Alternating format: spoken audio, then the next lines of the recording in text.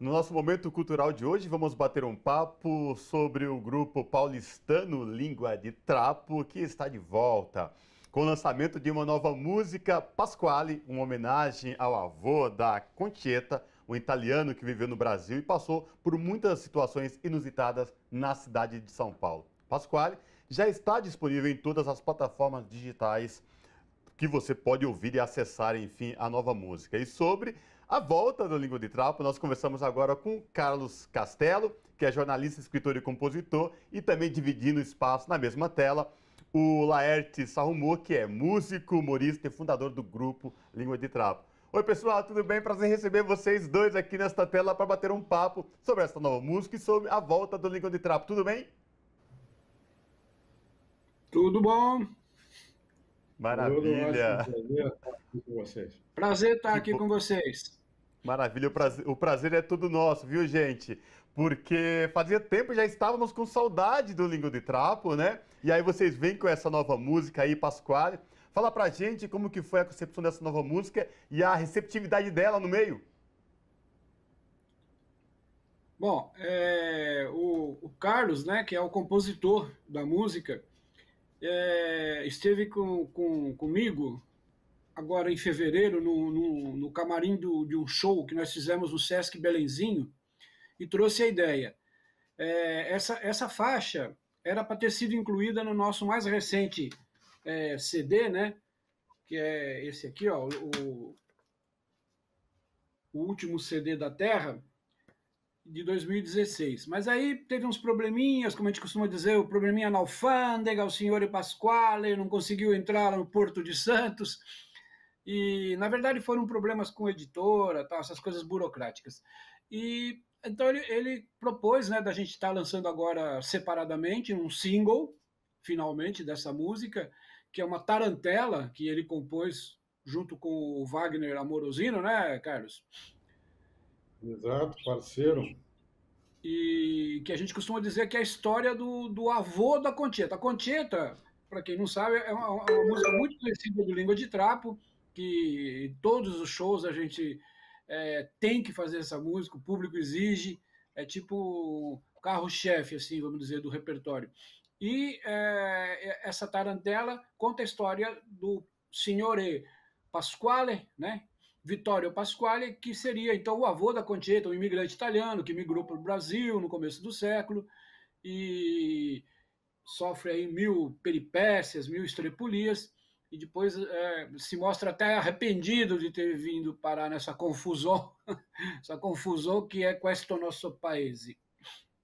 E, Carlos, queria então que você pudesse contar um pouco. Pode ser que alguém que esteja nos assistindo não conheça a história do Língua de Trapo. Vocês são chegados aí, se encontraram dentro de uma universidade de São Paulo e fizeram aí esse grupo, compuseram esse grupo, que é música, é humor, é arte. Conta um pouco sobre qual que é a concepção do Língua de Trapo, como que surgiu e um pouco disso, inclusive fez parte de uma ação ali, de uma temporalidade, de uma vanguarda paulistana de música. Queria que você falasse também dessa relação com outros grupos, outros músicos da época. Pois é, o Língua de Trapo surgiu nos início dos anos 80, né? Na Faculdade de Jornalismo da Casper Libero. Nós fomos, eu e o Laerte, outros colegas, Guca Domênico, Ayrton Munhaine, Lisoel Costa, a maioria eram alunos, né, do curso de jornalismo da Casper Libero, e houve lá uma recepção aos calouros, né, que foi um trote cultural, né, como se chamava na época, e teve um show de um grupo que era o Laerte e seus cúmplices, né? Laerte, qualquer coisa me corrige aí, que eu não sou o melhor historiador do Livro de Trapo. Eu Eu acho assisti que a esse quando show. você entrou, Carlos, não era nem ainda o Laerte e seus cúmplices, era o grupo mesmo da própria Casper que tinha sido formado para lançar aquela nossa revista literária, Sim, né? Esquina do Grito. isso. E aí eu fui calouro dessa turma, que estava o Laerte, estava o Pituco, E eu já tinha eu escrevia já crônicas de humor sempre, e aí eu apresentei para eles algumas músicas que eu tinha feito e tal, e aí formou-se ali aquele núcleo, né?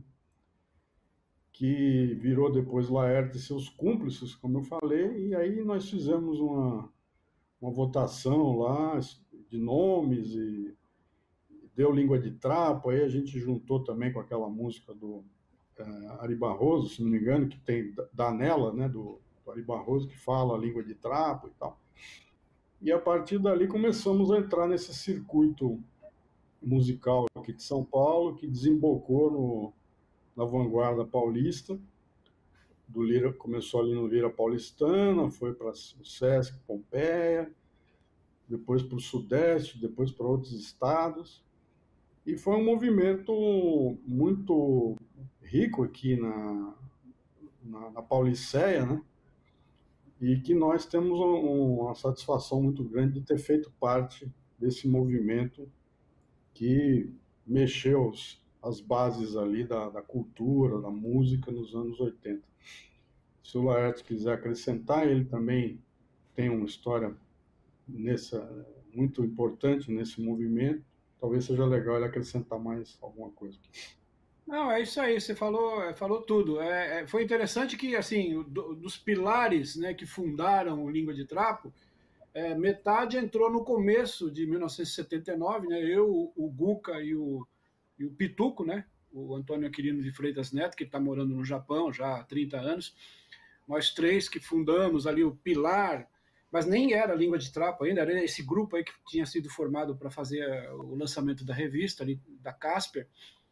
E no meio do ano, a Casper tinha vestibulares também no meio do ano, né? Então, no meio de 79, entrou os outros três que vieram formar. Então, os 6 pilares principais, que foi o Carlos, o Ayrton e o Lisoel, né? Vocês entraram nessa leva, né? No meio do ano. E ali formou-se o grupo. Isso. Dali a gente partiu, como ele disse, para festivais, shows em outras faculdades, tal.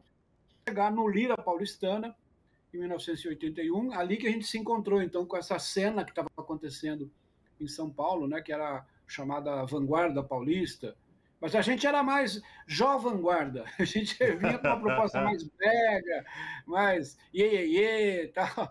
Nós éramos o jovem-vanguarda. Perdão. E originalmente, vocês na faculdade, na Casper Libra, entraram para qual curso especificamente? Para depois se tornar os músicos aí de uma geração que marcou uma geração inteira, né? E agora estão de volta. Originalmente, vocês estavam em qual curso na Casper?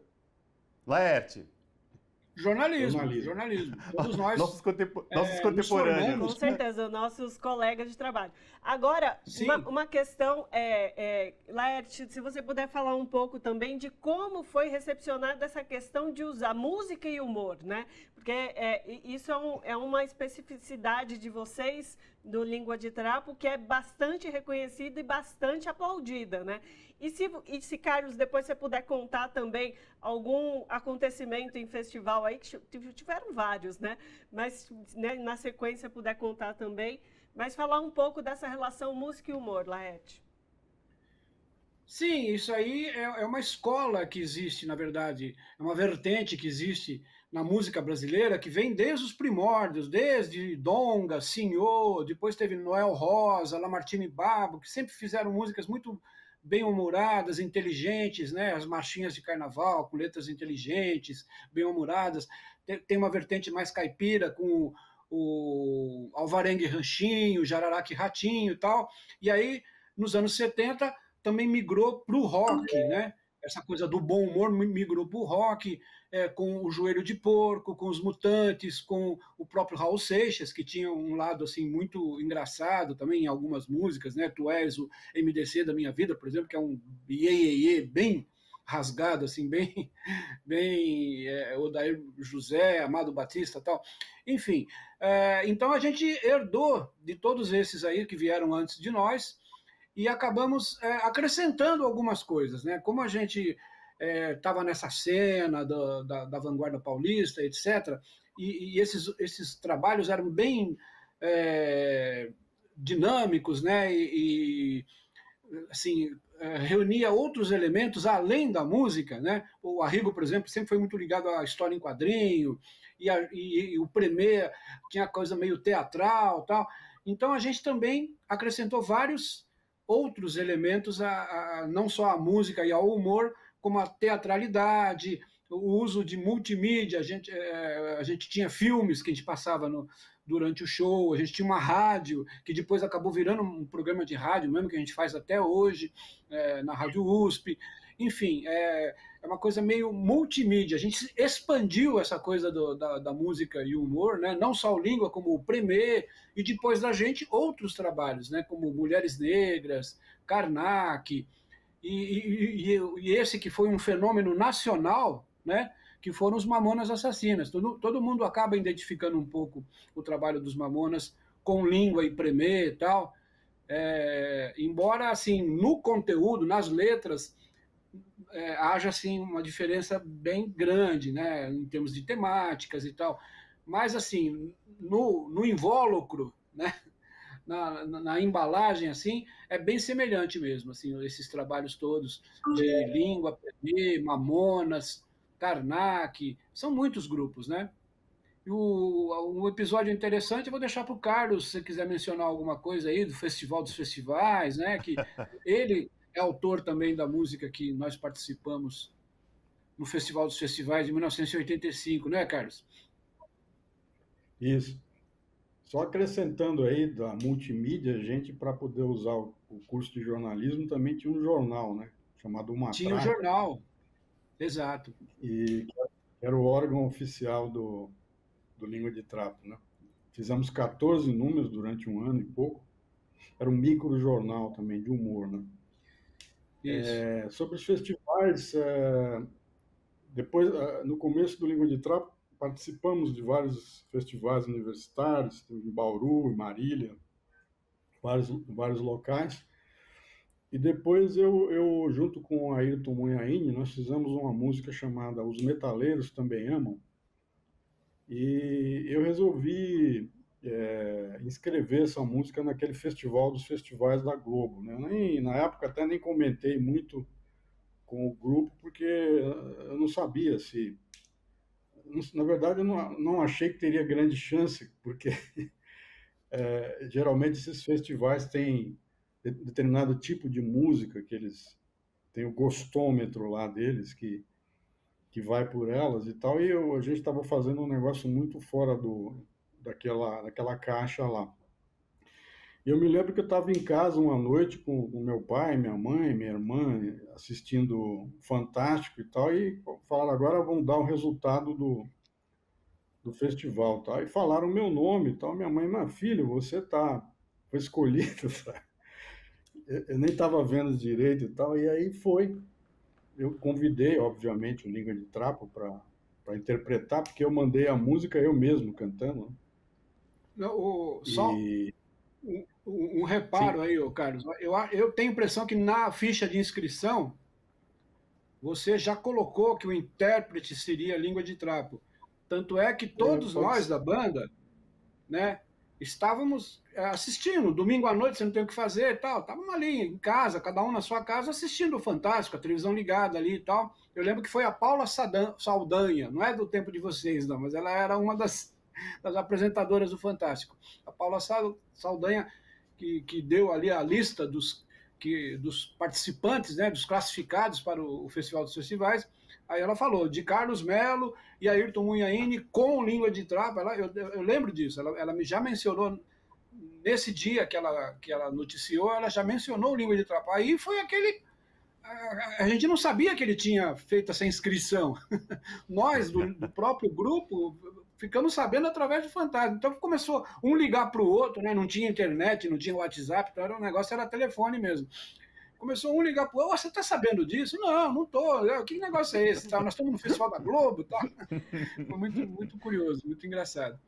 Agora gente, voltando um pouco mais para a atualidade, com o lançamento da Pasquale, nova música, como é que vai ser? Vai ter show? Vai ter turnê? O que vocês estão pensando? Como é que vai ser isso?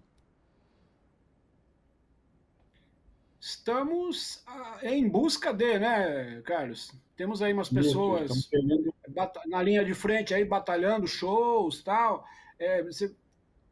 Se pintar show, já estaremos contentes. Turnê seria maravilhoso, mas assim, com o quadro atual aí do show business, principalmente para nós, né, artistas independentes, fica um pouco difícil, né? Porque sem querer chorar as pitangas, tá? Mas com essa coisa de pandemia aí, a cultura, né? Não só os músicos, mas a cultura, de maneira em geral, foram os primeiros a parar, né?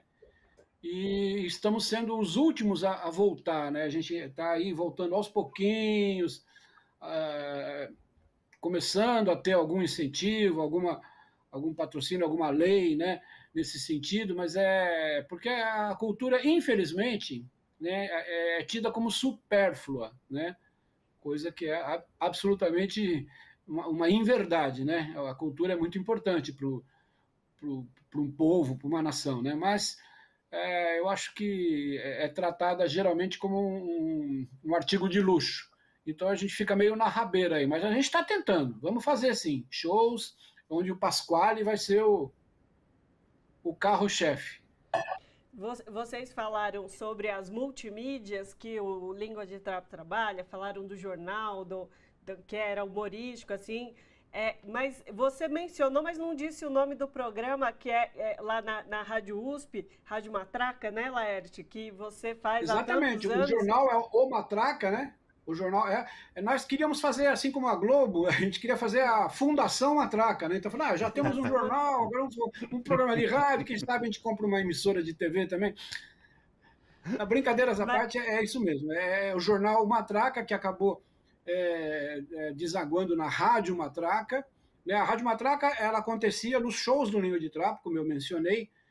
Durante o show, entrava como vinhetas pré-gravadas, né, em fita cassete ainda na época. E aí o André Barbosa Filho, né, o Andrezinho, ele foi assistir ao show, ele era coordenador da Rádio USP naquela época, né, ele foi assistir ao show e falou, pô, vocês estão fazendo uma coisa aí de rádio, vocês podiam fazer numa emissora mesmo, né, que tal fazer lá na USP, né? E nos convidou, nós obviamente aceitamos prontamente o convite, e lá fomos nós para a Rádio USP em 85, né, Carlos? Esses dias mesmo a gente reprisou o programa número 1, The First One. Que foi no dia 23 de março de 1985. Estávamos lá, eu, o Carlos, o Ayrton Munhaine Júnior, o Lisoel Costa, saudoso Lisoel, né? E o Marcelo Moraes. Estávamos lá fazendo o programa na USP. E de lá para cá não paramos mais. Onde foi o lançamento da música Pasquale? Desculpa, não ouvi. Onde foi o lançamento? Da música atual? Na internet, né? Na internet mesmo? Tá. Na internet, isso. No dia 11 agora, essa semana, né? Terça-feira dessa semana, a gente fez um pré-alarde, assim, a gente começou a soltar teasers e tal. Preparem-se, vem aí o Signore Pasquale, finalmente liberado, não sei o quê. E aí no dia 11, exatamente no dia 11, à meia-noite, entrou em todas as plataformas digitais, né? Spotify, Deezer, YouTube Music, inclusive no próprio YouTube também, o YouTube Vídeo, tem lá também, no canal do Língua de Trapo. E o Carlos escreveu uma bela matéria, ele tem uma coluna no Estadão Online, né? Chamado Crônica por Quilo. E ele escreveu uma bela matéria que saiu à meia-noite do dia 11, junto com a música. É importante falar que foi dia 11. Dia 11 a gente escolheu porque é um aniversário de um dos patronos do Língua de Trapo, que é o Alexandre Marcondes Machado, vulgo Jô Bananeri, né? Que foi um poeta paulista aqui, de Pindamonhangaba, né?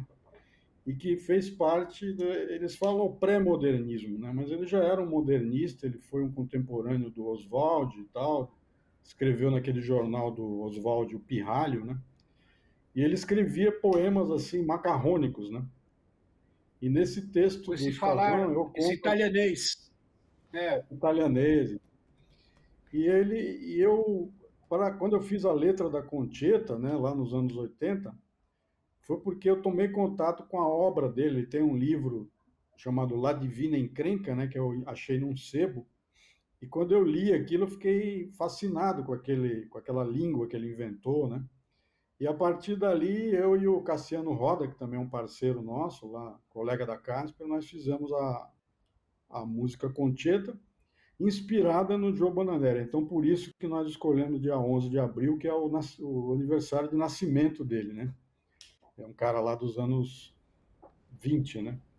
Mas esse João Bananeri, ele foi muito importante, embora ele não seja muito conhecido, mas ele introduziu na literatura essa maneira popular, né, dos imigrantes italianos falarem, misturando português com italiano, que influenciou depois muitos trabalhos, né? Você vê, por exemplo, o Adoniran Barbosa, né, esse falar errado do Adoniran, né, que ele coloca nas músicas, tal, tem influência do João Bananelli. Inclusive, o Adoniran tem um samba especificamente que chama samba italiano, que é bem bananeirístico, né, Carlos? Piove, fa tempo che piove.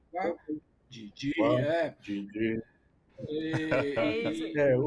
E outros humoristas, né? Tinha o Vitório e a Marieta, né? Aquele casal que falava tudo errado também, que eram dois italianos, enfim, essa coisa do italiano de classe operária, assim, né, que foi o imigrante, né, que é a história do Pasquale. Na verdade, é a história do Pasquale, é a história do imigrante italiano que veio para o Brasil no começo do século, lavorare, né, para o lavoro.